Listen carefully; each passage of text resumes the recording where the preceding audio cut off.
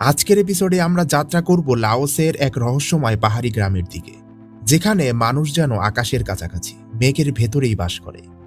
এটি এমন একটি জায়গা যেখানে সময় আধুনিক পৃথিবীর মতো দ্রুত ছুটে চলে না, এটি ধীরে ধীরে থেমে থাকে, এক বাস্তবতার মতো এগিয়ে যায়।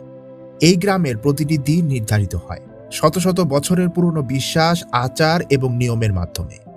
এখানে মানুষ শুধু বেঁচেই থাকে না, তারা তাদের পূর্বপুরুষদের রেখে যাওয়া এক অদৃশ্য নিয়মের মধ্যে জীবন কাটায়।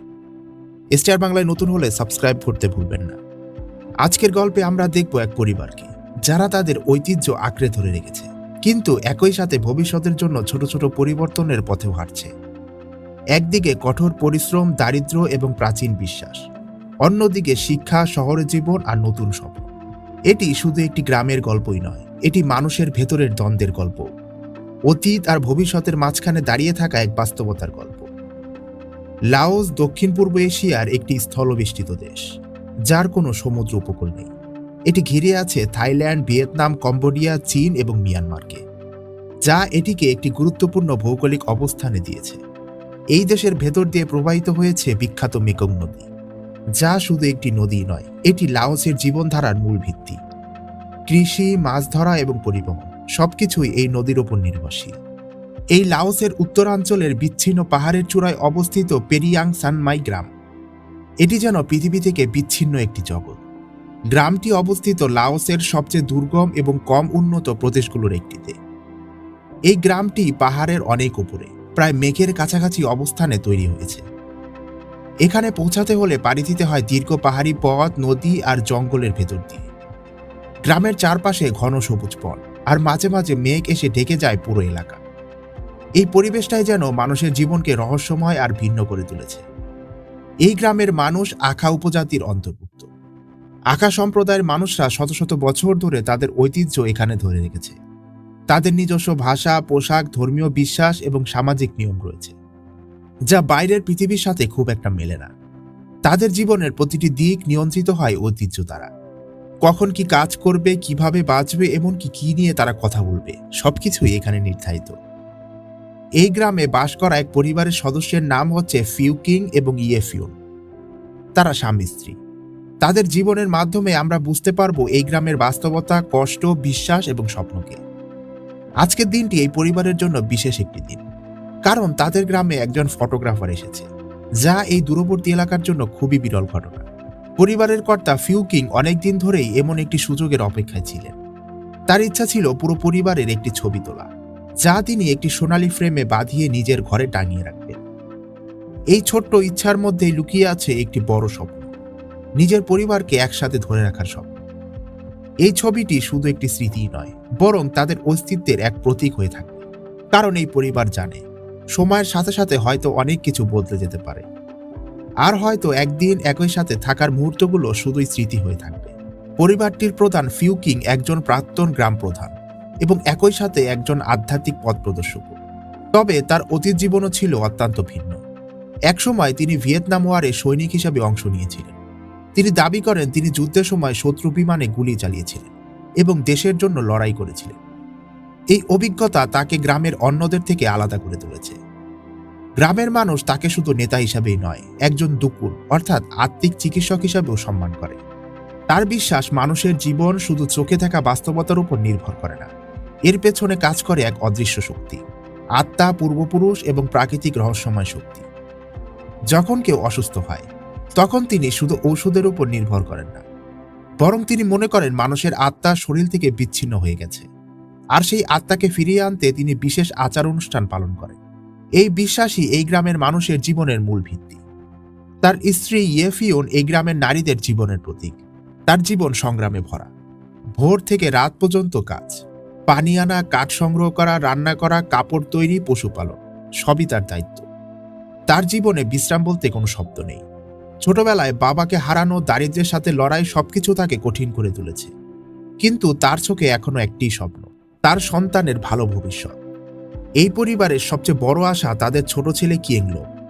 সে মাত্র 11 বছর বয়সে গ্রাম ছেড়ে চলে যায় নিচের উপত্যকা শহরে পড়াশোনার জন্য। পরিবারের সবাই বিশ্বাস করে সে একদিন তাদের জীবনে পরিবর্তন নিয়ে আসবে। যেখানে তার বোনেরা সারা জীবন এই পাহাড়েই থেকে যাবে, সেখানে কিয়েংলম হয়তো বাইরে গিয়ে নতুন কিছু অর্জন করবে। এই কারণে পরিবারের সমস্ত কষ্ট, সমস্ত ত্যাগ সবকিছু যেন তার জন্য উৎসর্গ করা হয়েছে। এই গ্রামের প্রায় বেশিরভাগ মেয়েদের জীবন সম্পূর্ণ ভিন্ন। তাদের জন্য জীবনের পথ অনেকটাই নির্ধারিত। এই পাহাড়েই তাদের জন্ম, এই পাহাড়েই তাদের জীবন, আর এখানেই শেষ। গ্রামের বাইরে যাওয়ার কোনো অনুমতি তাদের নেই। এইখানে তারা প্রতিদিন ভোরে ঘুম থেকে উঠে আগুন জ্বালায়, রান্না করে, গৃহপালিত পশুদের দেখাশোনা করে। বিশেষ করে শূকর পালন তাদের জীবিকার একটি গুরুত্বপূর্ণ অংশ। কখনো কখনো তারা এই শূকরগুলো প্রতিবেশীদের কাছে বিক্রি করে কিছু টাকাও উপার্জন করে। এই গ্রামের একটি অদ্ভুত নিয়ম হচ্ছে, এখানে সবকিছু পূর্ব নির্ধারিত। নারীরা কখন চুল ধুতে পারবে সেটিও নির্দিষ্ট নিয়ম অনুযায়ী চলে। ভুল করলে তা অশুভ হিসাবে গণ্য হয়। গ্রামের মানুষরা বিশ্বাস করে অসুখ বিসুখ শুধু শরীরের নয়, আত্মার সমস্যা। এই গ্রামের সবচেয়ে গুরুত্বপূর্ণ বিষয় হচ্ছে তাদের পবিত্র বন। এই বনের কিছু গাছকে তারা দেবতার মতো মনে করে, যেগুলো কাটা সম্পূর্ণ নিষিদ্ধ। তাদের বিশ্বাস, এই গাছ কাটলে গ্রামে বিপদ নেমে আসবে, বন্যপ্রাণী আক্রমণ করবে অথবা মানুষ অসুস্থ হয়ে পড়বে। যেখানে এই গ্রামের মেয়েরা সারা জীবন এই পাহাড়েই থেকে যাবে, সেখানে কিয়েংলম হয়তো বাইরে গিয়ে নতুন কিছু অর্জন করতে পারবে। এই কারণে পরিবারের সমস্ত কষ্ট, সমস্ত ত্যাগ সবকিছু যেন তার জন্য উৎসর্গ। সে শুধু একজন ছেলেই নয়, বরং পুরো পরিবারের ভবিষ্যতের প্রতীক। আখা সম্প্রদায়ের মধ্যে বিশেষ করে এই পাহাড়ি অঞ্চলে কাঠ সংগ্রহ করা নারীদের একটি প্রধান দায়িত্ব। ইয়েফিওন প্রতিদিন পাহাড়ে গিয়ে কাঠ সংগ্রহ করে, যা তাদের রান্নার জন্য খুবই প্রয়োজনীয়। এই কাজটি খুবই কষ্টসাধ্য, কিন্তু তাদের কাছে এটি স্বাভাবিক জীবনের একটি অংশ। এখানে নারীদের জীবন মানেই কঠোর পরিশ্রম। এইখানে বাস করা নারীদের জীবনে অবসর বলতে কোনো শব্দ নেই। যদি তাদের পিঠে ভারী বোঝা না থাকে, তাহলে তারা হাঁটার সময় তুলা কাটা বা সুতা কাটার মতো কাজ করে। এটি তাদের কাছে অলসতা এড়ানোর একটি উপায়। অর্থাৎ তাদের জীবনের প্রতিটি মুহূর্তই কাজে লাগানো হয়। অতীতে এই সম্প্রদায়ের নারীদের জুতা পরার কোনো অনুমতি ছিল না। ইয়েফিউন এখানে সেই পুরনো অভ্যাস আজও বজায় রেখে চলেছে। তিনি খালি পায়ে হাঁটতেই বেশি স্বাচ্ছন্দ্য বোধ করেন। এটি শুধু একটি অভ্যাসই নয়, বরং তাদের সংস্কৃতির একটি অংশ। এই গ্রামের পুরুষদের কাজ তুলনামূলক আলাদা। তারা সাধারণত শিকার করে, জমি তৈরি করে এবং ভারী কাজগুলো সম্পূর্ণ করে। কিন্তু এর মানে এই নয় যে তারা কম কাজ করে। তাদের কাজও কঠিন, ঝুঁকিপূর্ণ এবং সময় সাপেক্ষ। গ্রামের শিশুদের জীবনও সহজ নয়। তারা ছোটবেলা থেকেই কাজ শেখে এবং পরিবারের কাজে সাহায্য করে। খেলাধুলার সময় খুবই কম, কিন্তু তাদের হাসি কখনো কমে না। এই সরল জীবনেই তারা খুঁজে পায় আনন্দ। এই গ্রামের অর্থনীতি খুবই সীমিত। তারা মূলত কৃষি এবং পশুপালনের উপর নির্ভর করে। এছাড়াও ধান, ভুট্টা এবং সবজি, এই সবই তাদের প্রধান খাদ্য। মাঝে মাঝে তারা পশু বিক্রি করেও কিছু টাকা উপার্জন করে। এই গ্রামের সবচেয়ে বড় সমস্যা হচ্ছে বিচ্ছিন্নতা। এখানে কোনো হসপিটাল নেই, কোনো স্কুল নেই, নেই কোনো আধুনিক সুবিধা। যদি কেউ এখানে গুরুতর অসুস্থ হয়, তাকে বাঁচানো প্রায় অসম্ভব হয়ে পড়ে, কারণ শহরে পৌঁছাতে অনেক সময় লাগে। এই কারণে গ্রামের কিছু মানুষ পরিবর্তন চায়। তারা চায় পাহাড় ছেড়ে নিচে চলে যেতে, যেখানে আধুনিক কিছু সুবিধা আছে। কিন্তু সবাই এই সিদ্ধান্তে একমত নয়। অনেকে মনে করেন এটি তাদের সংস্কৃতি হারিয়ে যাবে। এই দ্বন্দ্বই এই গ্রামের ভবিষ্যৎ নির্ধারণ করবে। তারা কি নতুন জীবনের দিকে এগিয়ে যাবে, নাকি পুরনো জীবন ধরে রাখবে ভবিষ্যতে? কিয়েংলম শহরে তার নতুন জীবনের সাথে মানিয়ে নিয়েছে। তার স্বপ্ন একটি ভালো চাকরি, একটি সহজ জীবন। সে চায় তার পরিবারকে শহরে এনে ভালোভাবে রাখতে। কিন্তু তার এই স্বপ্নের সাথে তার পরিবারের ঐতিহ্যের সংঘর্ষ রয়েছে।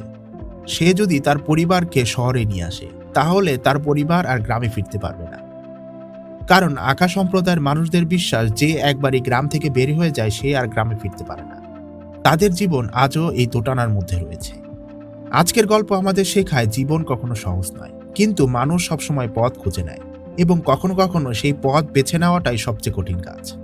আমরা যত সামনে এগোতে থাকবো, ততই হয়তো নতুন নতুন শহর, নতুন নতুন গ্রামের সন্ধান পাবো, যার খোঁজ আজও মানুষ জানে না। আজকের ভিডিওটি আপনার কাছে ভালো লেগে থাকলে STR বাংলাকে সাবস্ক্রাইব করে রাখুন। দেখা হচ্ছে নতুন এপিসোডে।